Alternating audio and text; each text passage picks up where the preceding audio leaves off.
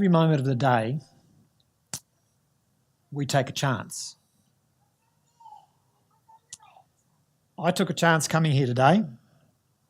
You probably took a chance coming here today. Think of the variables that you took to get here. Just from the start to the beginning, what are the variables that you took? First of all, I won't go into the dressing part, but I walked down a set of stairs. I walked into the garage, I unlocked the garage, I got in my car with my wife, and we drove here. Think of the possibilities that could or could not go wrong.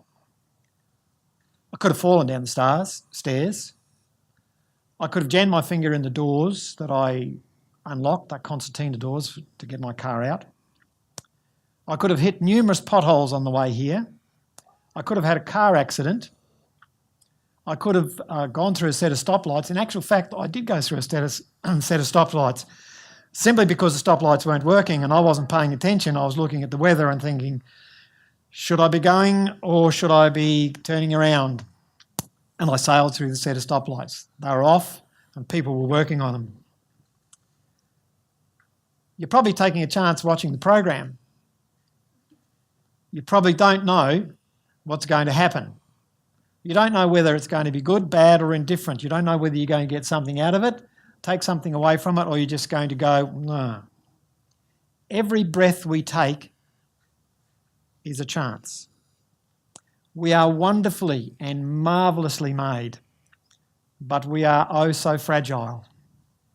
We're made of spidery web, fragile material, and anything could happen and often does. We get sick, we get hurt, things break, things fall off, we die, but the body is marvellous. It can refix itself to a point. Children are marvellous. For anyone who has children or have worked with children, they are innocent, mischievous, devious, and they always want to do a deal. Always. You've heard it. When something goes wrong and they get into trouble or get penalised, they will always say, it wasn't me. Give me another chance. I'll be good. I won't do it again. And they'll convince you. And they'll do it again. Oh, yes, they will. How many chances did you take to arrive here today? Think back over the years. Come to some defined point in your life. If you'd taken a different chance or a different course, how different would your life have been? Have you ever pondered on those thoughts? How different could have your life been if you'd taken a different course? There are probably plenty of chances you've taken to lead you right to this point. Most decisions we make are chances. I would venture to say that if you'd made one small alteration, things would be different. I can think of one for me. I'm a farm boy, grew up on a farm. If my dad hadn't sold the farm, my life would be completely different. My life would be completely different. I would have been the next in line. Painted on the side of his truck was KJ Docking and Son, me being the son.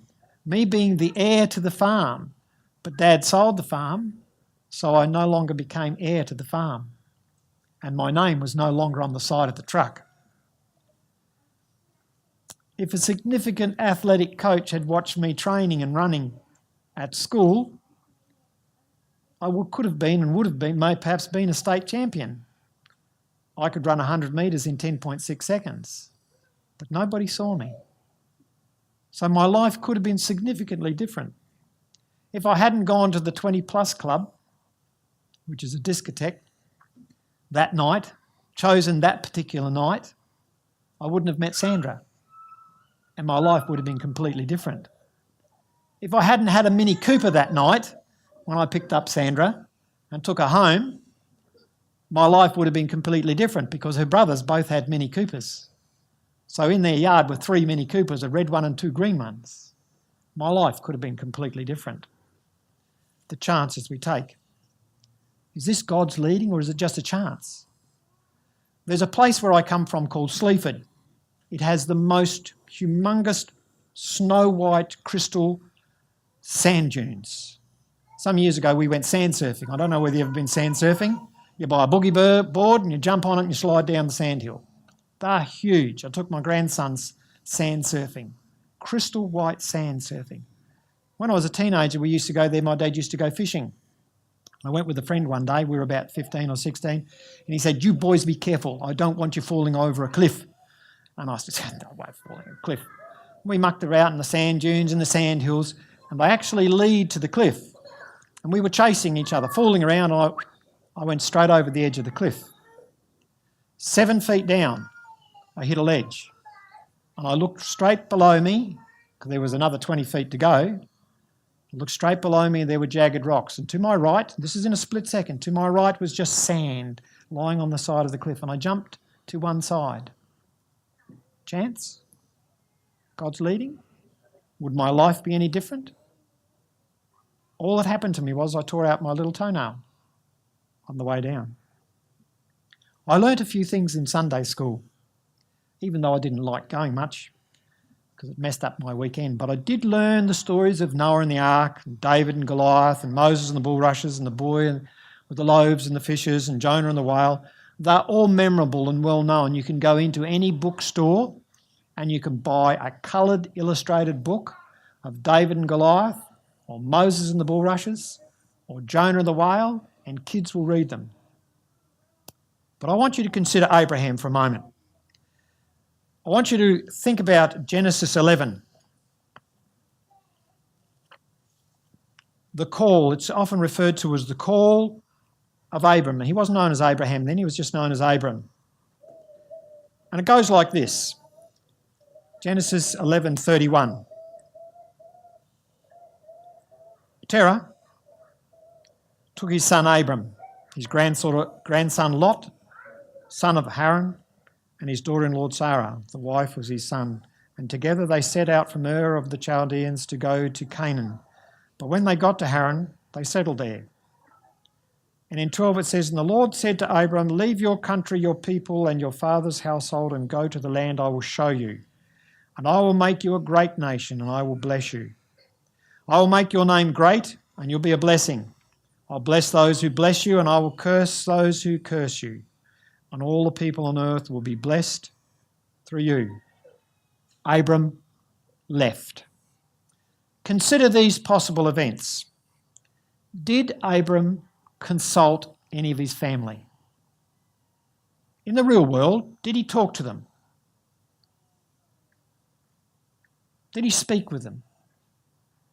What were the implications for him and his family and where they live? Was he taking a chance, or was this a direction of God? Did he know where he was going? Apparently not. What he was going to do? Maybe not. What were the pressures on Abram? What sort of pressures were there? What would it be like for you if somebody said, and how would your family and friends react, if somebody said to you that you were going to sell up, move from the Gold Coast and go to Cooper Pedy or Broome? Would there be a discussion with your family and friends? Would they say, "Yo, that's a good idea"? Or would they say, "Well, think about your family, think about your education, think about the finances, think about where you're going, think about what's going to happen when you get there. You're going to have a house, you're going to have a job, you're going to rent, what are you going to do?" There are huge implications. But Abram just left. He just took his possessions and his family and left. Not like I did this morning or this afternoon with Sandra and I when we came here. We had lots of discussions about coming here because it was raining and I was emailing people just to make sure the roads were open and everything else. We did a lot of discussion. Did Abram do that? Or did he just take a chance? We left Darwin on the 17th of December. We were heading to Port Lincoln. Darwin here, top of Australia. Port Lincoln, bottom of Australia. And we were driving through the middle of Australia in the summer with our 14-month-old daughter, with no air conditioning in the car, and it was Christmas holidays. We stopped at Cooper Pedy, A place I always say, if you've ever driven to Coober Pedy when we did that particular time, I said to Sandra as we're driving, I said, God's forgotten this place because most residents in Coober Pedy live underground and all you can see is little mounds of dirt where people are mining opal. The motel sign read swimming pool, dust-free rooms, air conditioning. And we went, yes. So we booked in. The pool was empty. The power for the air conditioning had failed. So we left early. We arrived at Port Lincoln and a day later, Cyclone Tracy came through and wiped Darwin out. A chance or a plan? A chance or a plan? You see, when we lived in Darwin, a lot of people took the opportunity of living in people's backyards in a caravan because the housing was a bit of premium. So the council had relinquished their rules and said, if you buy a caravan, you can sit in somebody's backyard, and we paid rent. And so we did that. But when we left, we'd sold our caravan. And I said to Sandra, if we had been in Darwin when the Cyclone Tracy hit in 1974, we would have gone next door to the brick and stone house for safety. That brick and stone house crumbled like a pack of cards, and 3 people in that house died. Was that a chance? Let's look at Genesis 13. It talks about Abraham and Lot, and it talks about them separating. Genesis 13, verse 5. Now Lot, these guys are pretty wealthy, Lot and Abraham. They had lots of possessions and they owned lots of men servants and women servants. In fact, Abraham even had a little army that you can read about later on. In chapter 5 it says, now Lot, who was moving about with Abram, also had flocks and herds and tents, but the land could not support them while they stayed together, for their possessions were so great that they were not able to stay together. And quarrelling arose between Abram's herdsmen and the herdsmen of Lot. So Abram said to Lot, let's not have any quarrelling between you and me or between your herdsmen and mine, for we are brothers. Is not the whole land before us? If you go to the right, I'll go to the left. If you go to the left, I will go to the right. And they separated. And Abraham seemingly didn't take the best of the land, and Lot seemingly took the best of the land. A chance? Was it just a chance, a fluke? There is a game played on Anzac Day in RSL clubs.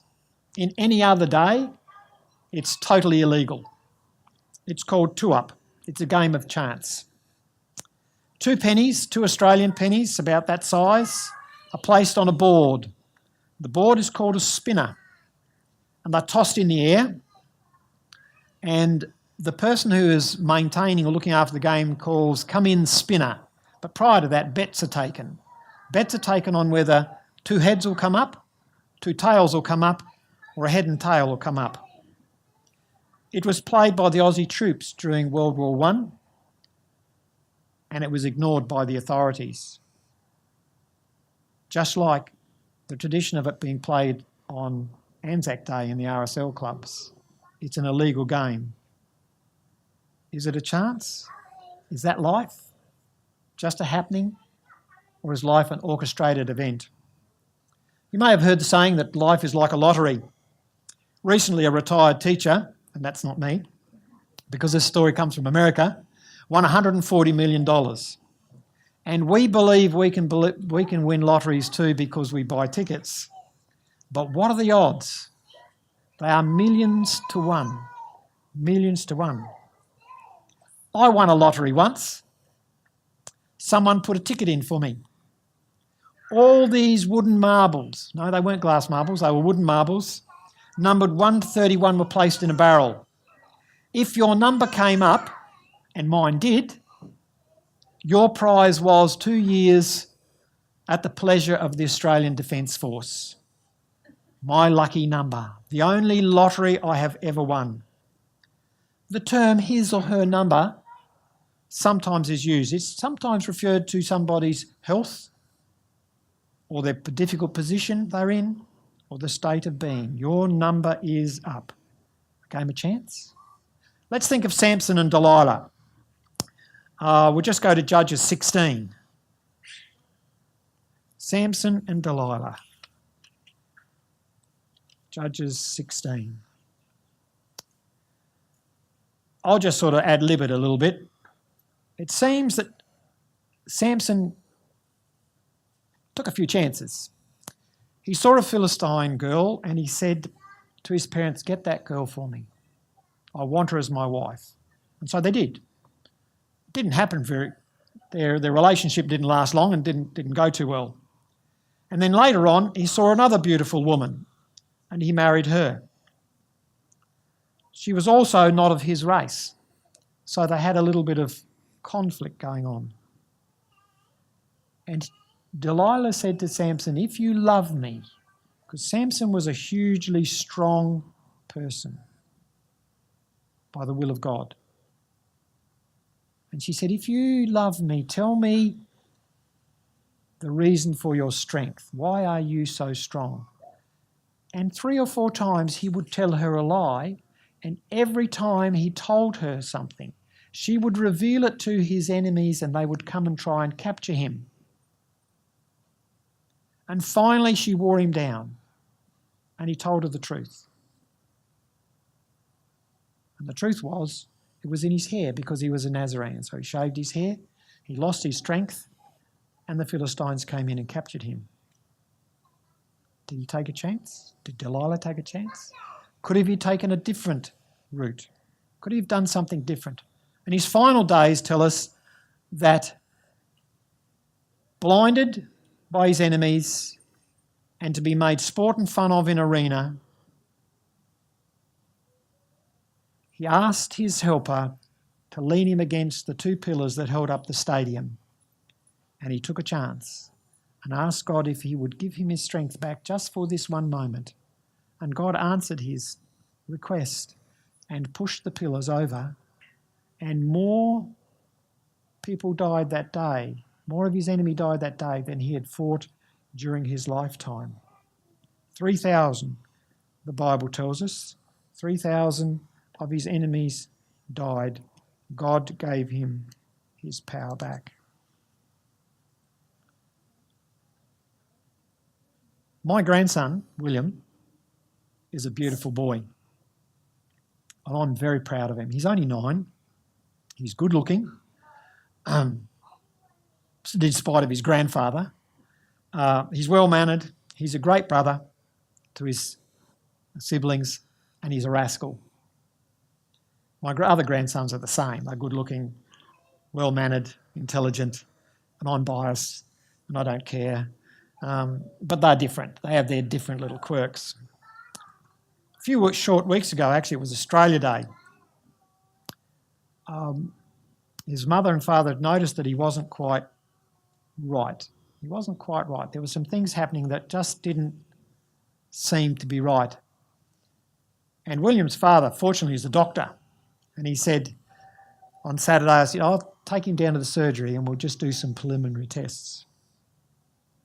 And he discovered that he had type 1 diabetes. A chance?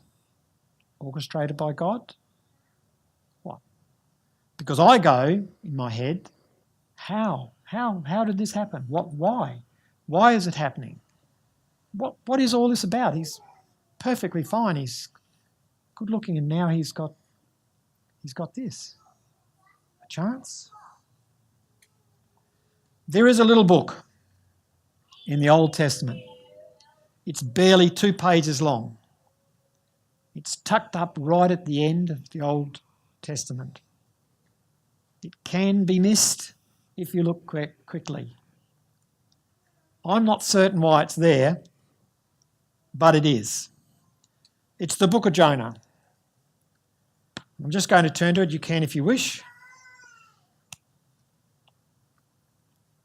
And it's one of those little stories that you can pick up in the bookshop, little kids' stories, that's illustrated beautifully about Jonah. As I said, it's tucked up in the back of the book and sometimes you can miss it. There it is, barely 2.5 pages long. And it says in the beginning in chapter 1, verse 1, it says, "The word of the Lord came to Jonah. Go to the great city of Nineveh and preach against it, because its wickedness has come up before me." But Jonah ran away. He headed for Tarshish. He went down to Joppa, found a ship, bound for another port, and paying fare, he jumped on board. And everything went well until a violent storm broke out. And he went to sleep down in the middle of the ship. How can you go to sleep in the middle of a storm? I don't know. But he must have been at peace. But the captain went down and woke him up. He said, "Wake up, get up. Pray to your God so that we will be saved." And the sailors cast lots because they believed that somebody on the ship was to blame for this. So they cast lots and the lot fell on Jonah. And he said, "Who are you? Where do you come from? What is your country?" He said, "I'm a Hebrew. I believe in the God of heaven who made the sea and the land." And this terrifying. He said, "What have you done? What have you done wrong to cause this calamity to come onto us?" Well, really, he hadn't done anything wrong, I suppose, except run away from God. The sea was getting rougher and they said, "What do we do?" He said, "Well, throw me in the sea. Pick me up and throw me in the sea and you will be fine." Well, I imagine they may have hesitated. They may not have. So they picked him up and threw him in. And the Bible says the Lord provided a great fish which swallowed Jonah. And Jonah was in the belly of the fish for 3 days before he changed his mind. And I think I would have been there 3 seconds and I would have changed my mind. I would have been out of there as quick as I could. And Jonah prayed from inside the fish. Some people call it a whale. The Bible said it's just a fish. And he prayed. He said, "In my distress I called to the Lord, and he answered me from the depths of the grave." And the fish, some Bibles say vomited. I reckon it sicked him up on dry land, and he went to Nineveh. That had caused me to go anywhere that God said. If I had been in that circumstances, I would have gone anywhere that God had said, "You go." I would have gone. After being there for 3 seconds, I would have gone. But what I missed, and this is the interesting thing about the book of Jonah, it's such a little book, such a tiny book. And it's a good story, and kids love it. But what I missed was this. God, in Jonah 1:1 said, "The word of the Lord came to Jonah. Go to the great city of Nineveh and preach." And he did. He got a bit cross with God in between this because God answered his prayer and he did preach and the city of Nineveh was converted. But after he'd been sicked out, in Jonah 3:1 it says, "Then the word of the Lord came to Jonah a second time." Notice that text. This is the interesting part, because the first text says, Jonah 1:1 says, "The word of the Lord came to Jonah." 3:1 says, "And the word of the Lord came to Jonah a second time." Go to the great city of Nineveh and proclaim to it the message I give you. Jesus is a God of second chances. Not only is he a God of second chances, of third chances, of fourth chances, of fifth chances. He gives us a chance. We will mess up always, but God gives us a chance because he says it clearly. The word of the Lord came to Jonah a second time. He gives us a second chance. Thank God for Jesus that gives us chances in life. To help you understand God's Word in a whole new way, go to goodnewsunlimited.com. You can sign up there to get your free devotional delivered to you each day.